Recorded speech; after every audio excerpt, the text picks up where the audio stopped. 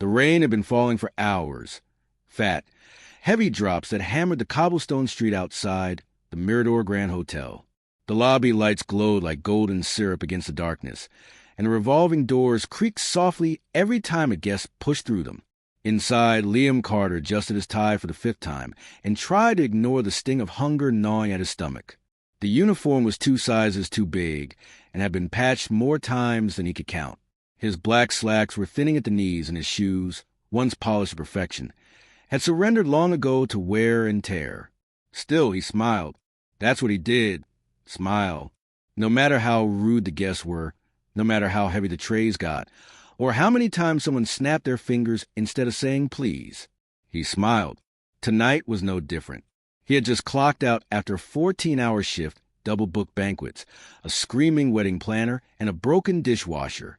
He tucked the last stack of dishes under the counter, nodded goodnight to the sleepy-eyed pastry chef, and made his way out through the staff door at the back of the hotel. That's when he saw her. She sat on the wet bench just beyond the alley wall, hunched beneath a thin hoodie, arms wrapped tightly around herself. She wasn't panhandling. She wasn't crying. She just sat there, still, silent. The glow from the nearby street lamp caught the outline of her face, a soft jawline, eyes rimmed with fatigue, lips trembling not just from cold, but something deeper, something broken. Liam paused. He looked at the time, 12:42 a.m. The logical part of his brain told him to walk away. It wasn't his business. She could be dangerous, a scam. But something inside him refused to leave. He took a step forward. "Hey," he said gently. "You okay?" The girl flinched. She looked up, startled, her eyes wide beneath the soaked hood. "I'm not here to bother you," he added quickly. "I work at the hotel. Just saw you sitting here." She didn't speak. He noticed her hands, delicate but red from the cold, fingers curled tightly around the frayed edge of her sleeve. "No ID?" he asked. She shook her head once. "Phone." Another shake. He hesitated, glancing back at the glowing sign of the Mirador Grand. He could lose his job if he brought someone in, but the way she looked now, pale, soaked, trembling, leaving her here felt like abandoning a human being. "Look," he said, voice low, "I'm not supposed to do this, but I know a warm room you can crash in for the night. It's small. Crappy, honestly, but it's safe. I'll even bring you food." She looked at him for a long moment. "Why?" she whispered finally. Liam shrugged. "Because I've been there." The girl said nothing. "Name's Liam," he added, stepping aside and nodding toward the door. "It's this way if you want it." She didn't reply, but after a pause, she stood, slowly, like her limbs didn't trust her weight, and followed him through the alley. They moved through the hotel staff entrance, careful to avoid the overnight security cameras. Liam led her past the laundry chute, the dry storage, and into a cramped little side room, barely bigger than a janitor's closet. "This is where I crash sometimes," he said. "Don't tell anyone." There was a folded cot, a pile of old hotel towels for a blanket, and a space heater humming softly in the corner. She sat down slowly, her eyes scanning the space like it was a 5-star suite. Liam brought her an extra shirt from his locker and handed her a steaming cup of instant soup. She took both silently. After a long pause, she whispered, "Thank you." "No problem," he said, flashing a tired smile. She sipped the soup carefully, like she hadn't eaten in days. Liam sat across from her, watching the steam rise from her cup. "I'm Eva," she murmured after a moment. Liam nodded. "Nice to meet you, Eva." They sat in silence for a while. The hum of the heater was the only sound in the room. "You can sleep here," Liam said, standing. "I've got the late shift again tomorrow. Just lock the door when I go." As he turned to leave, Eva looked up. "You don't even know me," she said softly. "No," he replied, pausing at the door. "But I know what it's like when no one else wants to." And with that, he stepped into the hallway, letting the door click quietly behind him. Outside, the rain kept falling. The morning light spilled through the tiny window like honey, soft and slow. Eva blinked awake, disoriented by the unfamiliar room. The warmth of the space heater still hummed nearby, and she realized the towel blanket had slipped halfway off during the night. For the first time in days, she hadn't woken up cold. She sat up slowly, glancing around the cramped room. Concrete walls, a battered locker, a cracked mirror. No one else was inside. Just a leftover soup cup on the floor and a folded note on the metal cot. We'll bring you some real food later. Please lock the door if you leave. Liam. She held the note like it was something rare, something people didn't give each other anymore. Trust. Eva stood, stretched her arms, and winced. Her muscles ached from sleeping in alleys and walking all night. Her body was sore, but her mind was racing. Why did he help me? She could have been anyone. A thief, an addict, a liar. He hadn't even asked questions, just offered warmth, offered safety. It scared her more than the rain. Meanwhile, Liam was back on shift, gray apron on, trays in hand, dodging arrogant guests and passive-aggressive orders. He moved through the ballroom like a ghost, delivering pastries to tables full of wealthy tourists who didn't even make eye contact. He spotted Gerald, the operations manager, gliding across the floor like a hawk in a $1,000 suit, barking orders at interns, inspecting silverware, pretending to care about everything and everyone. Gerald had never liked Liam, claimed he was too soft, too slow, too charity case. Liam kept his head down. All he could think about was the girl upstairs. Eva, her guarded eyes, her soaked hoodie, the way she looked at that bowl of soup like it was treasure. She didn't belong out there, not in the streets, not with the look of someone raised with grace. He wondered what her story was. He didn't press. She'd tell him if she wanted to. Back in the staff room, Eva took a shower in the locker area, cautious not to be seen. She found an old staff sweater in a lost-and-found bin and slipped into it. Then, cautiously, she wandered through the back corridors of the hotel. She passed uniformed staff with name tags and tired eyes, people balancing trays and dragging bins of linens. No one noticed her. Not really. She ended up in a service hallway overlooking the main lobby. From there, she could see everything. Marble floors, guests in designer coats, massive crystal chandeliers.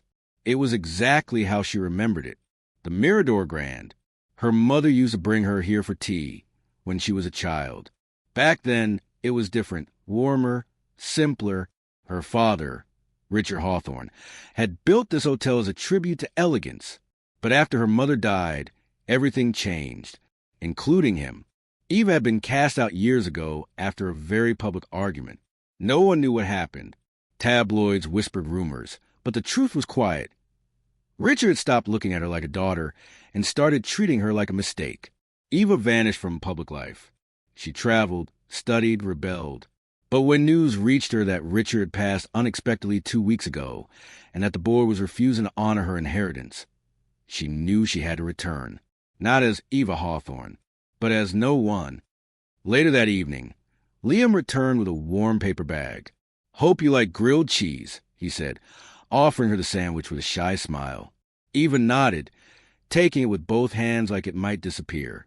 He noticed she looked different today, cleaner, more alert, and she smelled like lavender soap, which made him smile inside. "I found a hoodie in storage," she said softly, motioning to the black pullover she now wore. "Looks better on you than the mop guy." Liam chuckled. They sat on the floor again, eating silently. "Why'd you help me?" she asked, suddenly. Liam looked up. "Didn't I answer that yesterday?" "No, not really," he sighed, thinking. "I guess because people only ever help when it benefits them. You look like you've been let down a lot." She blinked, surprised by how accurate that was. "What about you?" he asked. "Who let you down?" Eva hesitated. "I used to live here," she said slowly. "In the hotel?" She nodded. He raised an eyebrow. "As in?" "Let's just say I wasn't cleaning dishes," she replied, a small smile playing at her lips. Liam didn't push. He just nodded. They finished their meal in silence. Then, for the first time, Eva asked a question. "What would you do if you had money? Like real money?" Liam leaned back. "Open a restaurant. Not a fancy one. Just real food. No dress codes. No people yelling at the staff. Somewhere warm. Safe." Eva stared at him. No one in her world ever answered that question like that. Later that night, after Liam left for his night shift, Eva wandered toward the upper levels. She needed to see it with her own eyes. Her father's legacy, the world that tried to erase her. She crept up the service stairs, emerging on the 20th floor. The executive wing. Marble everywhere. Gold trim. Private elevators. She walked slowly, fingers grazing the walls like she was touching a memory. She found a massive portrait hanging in the hallway. Richard Hawthorne, stern, proud, hands folded like a king. She stared at it for a long time. "I'm back," she whispered. A security guard's footsteps echoed from around the corner. Eva turned and disappeared down the stairwell before anyone could see her. Liam had meant to check the storage room before going home. But something tugged at him as he passed the hallway. Maybe guilt, maybe hope, maybe both. He cracked the door open quietly and saw Eva curled up again on the cot, using a folded towel as a pillow. Her breathing was steady, but her hand was clenched tightly around his note from a night before. He closed the door softly. It was supposed to be one night. The next morning, Eva woke up before sunrise. A light ache pressed behind her eyes, the kind that came from thinking too hard while trying not to feel. She dreamt about her mother, about long Sunday afternoons drinking hot cocoa in the hotel's garden lounge. That was the last time this place had felt like home. She stood and stretched, then washed up quickly, making sure to keep her hair tucked into the hoodie. She didn't want to be recognized, not yet. The moment she used her real name, everything would change. Eva walked into the kitchen corridor, searching for Liam. She spotted him through the glass pane of the staff cafeteria, clearing trays and wiping tables. His movements were practiced, humble, always moving, always quiet. But there was an ease to him. He didn't treat anyone like they were beneath him. She noticed something else, how some of the other staff spoke to him with snide remarks or fake politeness. "Careful, Liam. You might spill your ambition." One waiter smirked. Eva felt her chest tighten. He smiled anyway. "Someday I might own the mop." They laughed, but she could see it. They didn't take him seriously, because he didn't dress like them, didn't drive home like them, didn't pretend to be something he wasn't. And yet, he still offered someone like her, a stranger, homeless and hiding, food, shelter, dignity. She waited until his break, then met him behind the kitchen. "I'd like to stay one more night," she said. Liam paused. "You sure?" She nodded. "I have things to figure out." "I'll bring food later," he said. Same time." "Same time," she replied. That evening, they sat cross-legged on the floor, sharing steamed rice and grilled vegetables in takeout containers. "You're not like the other guests I meet," he said, watching her. "I'm not a guest," she replied. "Right. You're still Eva." He smiled, tapping his chopsticks against the lid. "Well, still Eva. You ever going to tell me what you're doing here?" She was quiet for a beat, then replied, "I'm facing something I should have faced years ago." He didn't press. That's what she liked about him. He never asked for more than she was ready to give. Instead, he told her about his mother, how he'd worked double shifts to pay for her chemotherapy, how she'd passed away 2 years ago, how he'd lost their apartment and had been living wherever he could ever since. "I keep telling myself it gets better," he said, "even if it hasn't yet." Eva's eyes welled up, but she blinked quickly. "You know," she said quietly, "this hotel wasn't always like this. It used to feel alive, kind." He raised an eyebrow. "You talk like someone who knows it well." She stared at her food. "Maybe I do." Before he could respond, there was a sharp knock on the door. Liam jumped up, heart racing. He cracked the door slightly and saw Gerald, the operations manager, standing in the hall. "You got a minute?" Gerald asked, not waiting for permission as he stepped inside. Liam moved quickly, blocking the view to the cot. "What's going on?" Gerald's eyes narrowed. "Security says someone's been sneaking through the staff halls. We're not running a shelter here, Carter." "I haven't seen anything," Liam lied, palm sweaty. "You sure? Because this place smells like lavender soap and bad judgment." Liam clenched his jaw. "It's just me in here." Gerald scanned the room, eyes settling on the extra cup of tea still warm on the floor. His voice dropped. If you're hiding anyone, Carter, you're out. No questions. No appeals. I understand, Liam said quickly. Gerald smirked and walked out. Liam shut the door, his pulse thudding in his ears. Eva stood behind him, her arms crossed. I'm getting you out of here, he said. They moved to an empty linen room on the second floor, closer to housekeeping, less watched. Eva curled up behind a tower of folded towels, while Liam stood in the doorway. You didn't have to lie for me, she said. I didn't, he replied. I told him it was just me. That's true. She looked up, unsure whether to be touched or angry. Liam, you could lose everything. He gave a half-smile. You think I've got something to lose? She was silent. You matter, he added, even if no one else thinks so. That night, Eva couldn't sleep. She stood in the hallway, staring through the glass panels toward the grand staircase, where she used to sit as a little girl and watch people arrive in glittering gowns. Her father had once told her, this hotel reflects who we are. Eva, make sure the people inside it reflect that too. But he forgot his own words. And now, she had to decide if she wanted to remember them. She walked back to the linen room quietly, knowing tomorrow she would stop hiding, knowing her time as still Eva was ending. The morning sun was still yawning over the skyline when Eva tiptoed down the corridor. Her heart pounded with every step. She wore a maid's apron now, borrowed from the laundry cart when no one was looking. It wasn't about disguise anymore. It was about access. Today, she was done hiding. She blended in with the morning crew, slipping unnoticed past the polished elevators, into the executive wing of the hotel, the same wing that bore her family name. It had changed. Warmer lighting, louder guests, colder energy. She stopped in front of the old conference room, the one where her mother once sat with architects and artists, dreaming up the Mirador's glass ceiling. Now it was just a sterile boardroom with leather chairs and bitter coffee. Eva turned and caught a reflection in a wall mirror. Not the heiress, not the runaway. Just a woman trying to decide if her past was still hers to claim. She kept moving, unaware she was being watched.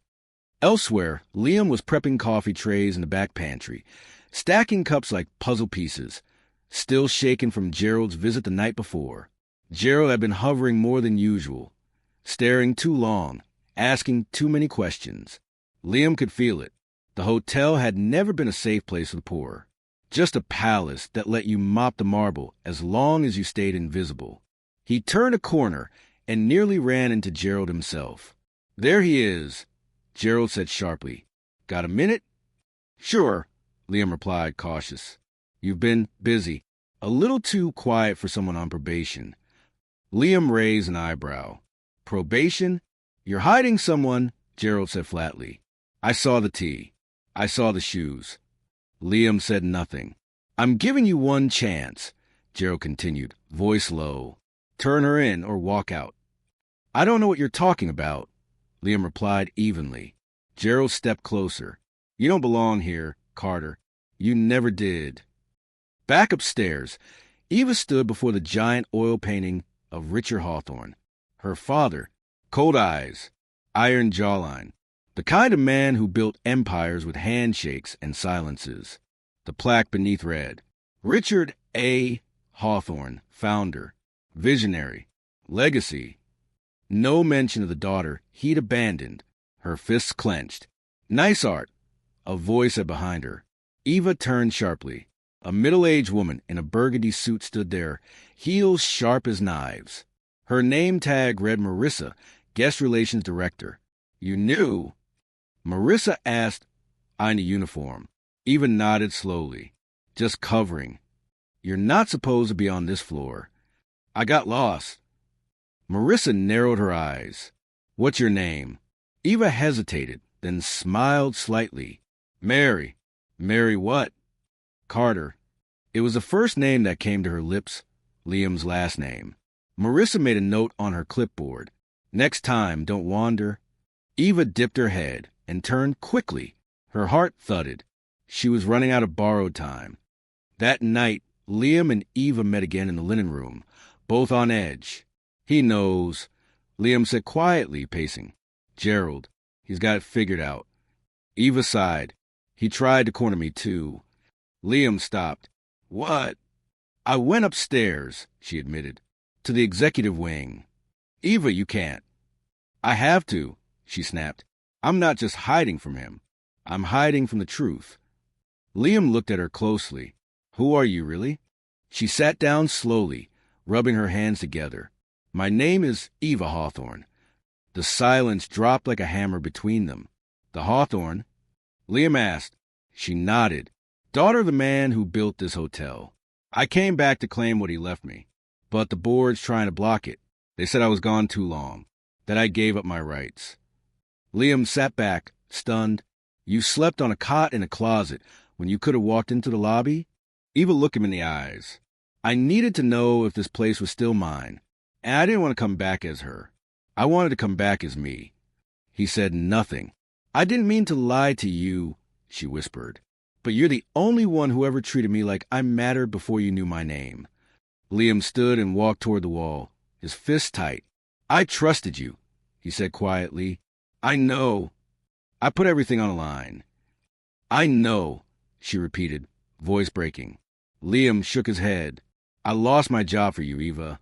She stepped forward. You lost because this place punishes good people. He turned. And you're going to fix that, right? Their eyes locked. Yes, she said. He stared at her for a long moment, then nodded once. Then do it. The grand ballroom of the Mirador Hotel shimmered with crystal chandeliers and soft jazz, but beneath the glamour, tension simmered. It was the annual Hawthorne Foundation Gala, hosted by the board in the founder's name. Dozens of CEOs, investors, and city officials filled the space, unaware that the heir they believed had vanished was standing quietly at the back of the room. Eva adjusted the simple black dress she'd borrowed. No designer gown, no diamonds, just presence, poise, truth. Liam stood beside her, still in the waiter's uniform, his face unreadable. You sure about this? He asked. She nodded. They took everything that had my name on it, but they didn't take my voice. He gave her a slight, proud nod, then make them hear it. On stage, Gerald stood at the mic, basking in applause. Tonight, he began, we celebrate the legacy of Richard Hawthorne. Though he's no longer with us, his vision lives on in every corridor of this hotel, in every innovation the foundation bearing his name. Eva's hands curled into fists. Gerald's voice rose. We honor his spirit by continuing to lead the city's most luxurious destination and his most charitable endeavor without interruption. The room clapped until a second mic lit up across the ballroom. Except, a voice called clearly, you've let it without his permission. Heads turned. Guests murmured. Gerald froze. Eva stepped forward. The room went silent. She walked toward the stage, calm and deliberate. Security moved, but Gerald lifted a hand, hesitant, confused, almost afraid. She took the mic. My name, she said firmly, is Eva Hawthorne, daughter of Richard Hawthorne, legal heir of the Mirador Hotel and its founding trust. A gasp rippled through the audience. Gerald laughed nervously. This is absurd. This woman is an imposter. Miss Hawthorne disappeared years ago. Eva reached into her small clutch and pulled out a folded document. These are my father's final letters. Verified, sealed, dated after board declared me missing. He wrote to me. She turned it toward the audience, flashing the Hawthorne estate seal. Murmurs exploded. You let the board take my name off the deed, she continued, voice rising, and off the trust. But this hotel was built by my father and by my mother, whose portrait you conveniently removed. Camera flashes began. You turned a family legacy into a machine for profit, she added. And you punished the people who made it function. You fired good employees. You buried complaints. You threatened the staff. She turned to Gerald. You watched one of your own waiters give up his room for a stranger, and you tried to destroy him for it. Liam, still standing at the back, locked eyes with her. Gerald's face was pale. Your time is up, Eva said. After the speech, the ballroom was chaos. Reporters rushed the stage. Board members whispered. Gerald tried to corner her, but a team of lawyers, her lawyers, appeared beside her like sentries. Eva stood tall. A journalist called out, "Miss Hawthorne, what happens next?" She smiled. "I'm taking back what's mine. But more than that, I'm fixing what they broke." Later that night, back in the linen closet where it had all started, Eva sat on the edge of the cot. Liam entered slowly. "You were incredible," he said. She gave a small smile. "It was terrifying." "I meant what I said," he continued. "I lost my job because of all this." She nodded. "And I intend to get it back for you. Not just that, a role that actually respects you." He leaned against the doorway. "You really are the heiress." She looked down. "Still feels strange." "But you're not just that," he added softly.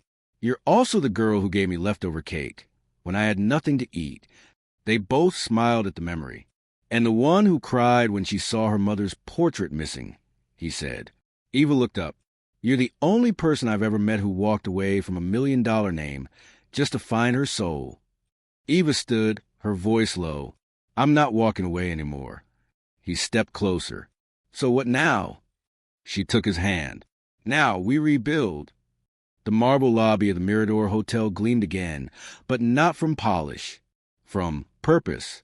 Gone were the stiff uniforms and cold whispers of power. In their place, warm greetings, laughter echoing from staff corridors, and fresh paint on the old walls. It was no longer a palace of glass and secrets.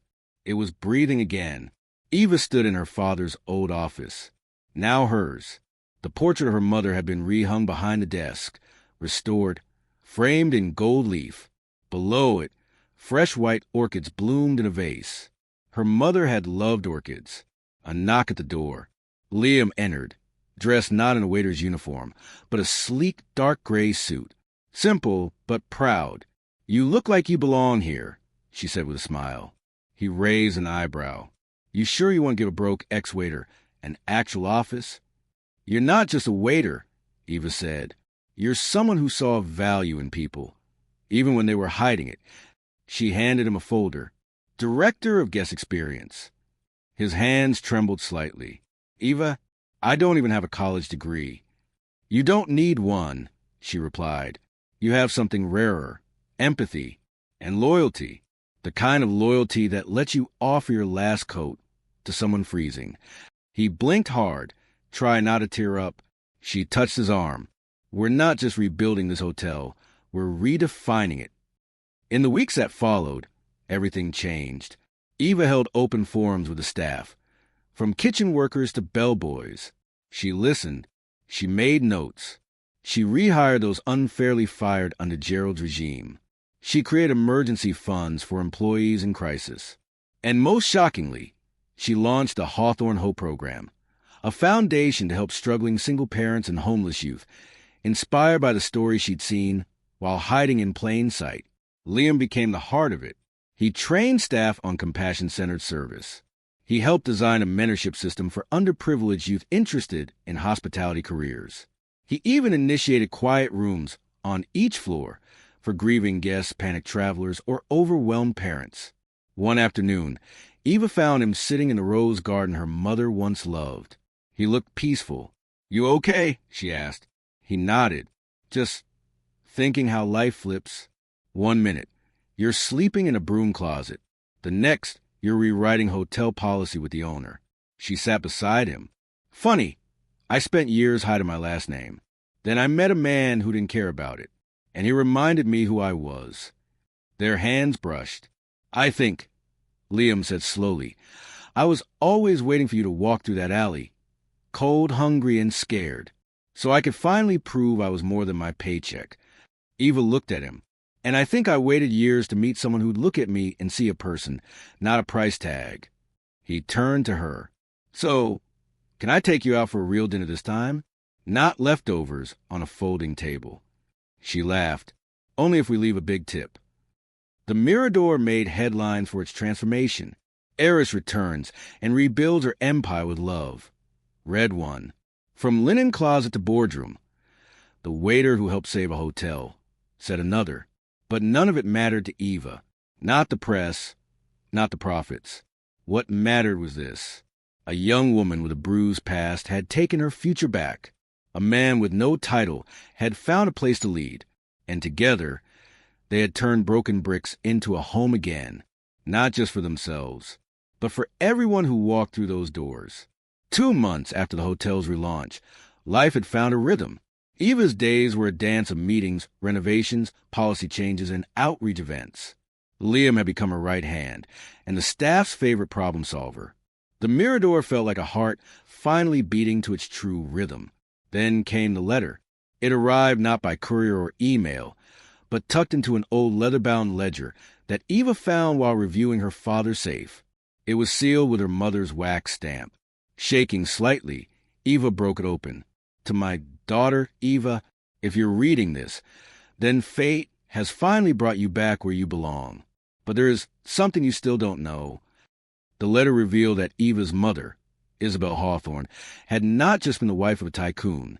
She had been the true architect of the Mirador Hotel's original success, designing its guest philosophy, building staff welfare programs, even starting secret charitable initiatives under anonymous names.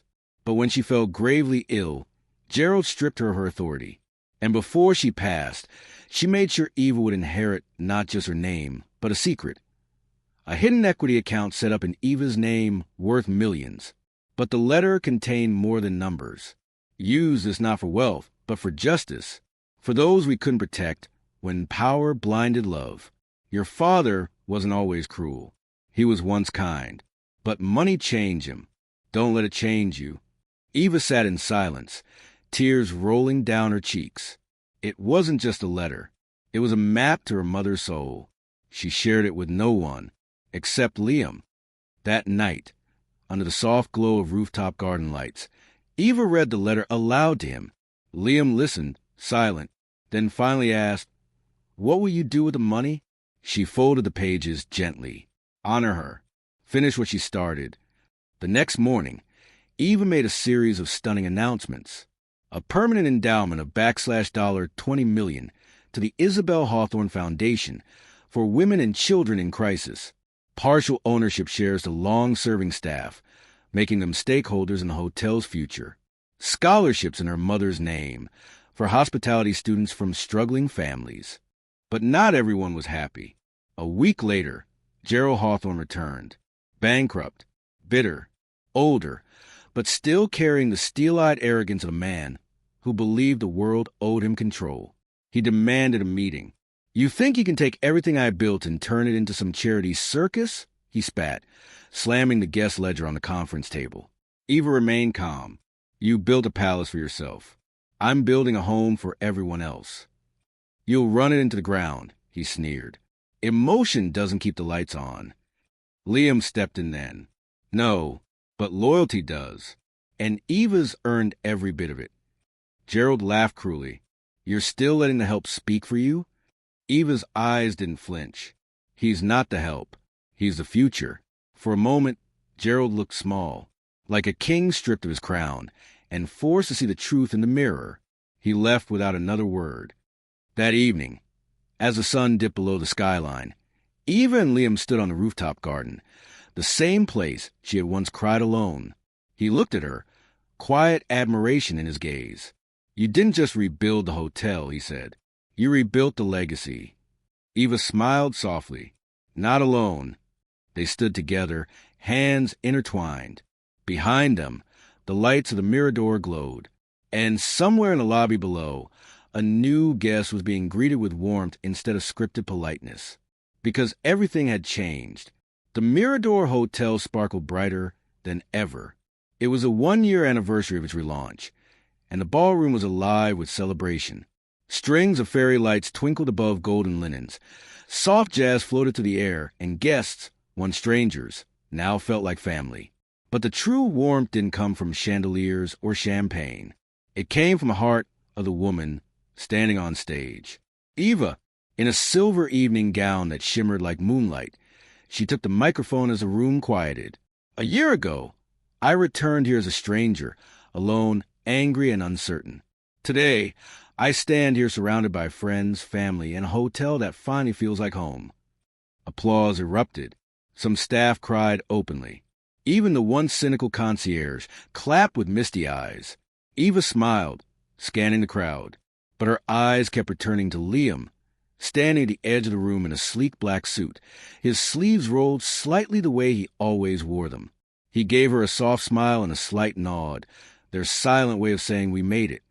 The party continued below, but Eva and Liam had slipped away, drawn to the quiet place where everything had once felt so uncertain. They stood at the edge of the rooftop, gazing at the sky. Eva held a single white lantern, its paper sides inscribed with her mother's handwriting, copied from the letter she received nearly a year ago. Don't let money change you. Let love lead you. She lit the lantern. Liam took her hand as they released it together. The wind lifted it gently, sending it into the air. One by one, other lanterns began rising from the street and hotel balconies. Staff, guests, even strangers joining what had become a new Mirador tradition, the lanterns of legacy. Eva turned toward him, eyes glistening. You know, she whispered, this rooftop, it's where you once gave me a sandwich and a place to sleep.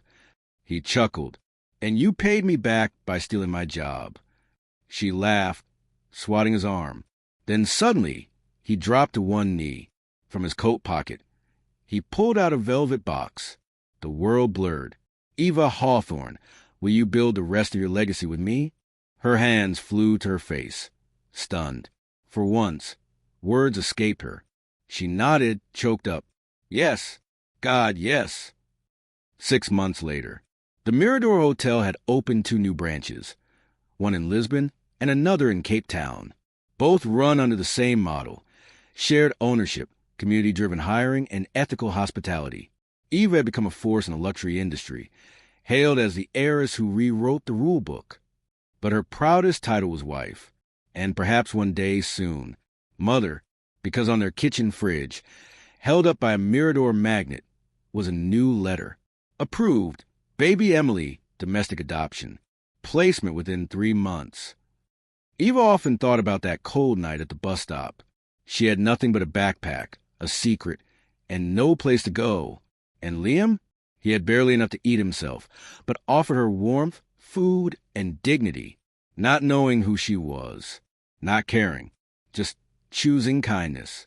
Now, years later, they had everything, not because of money or power, but because of that one act of human decency.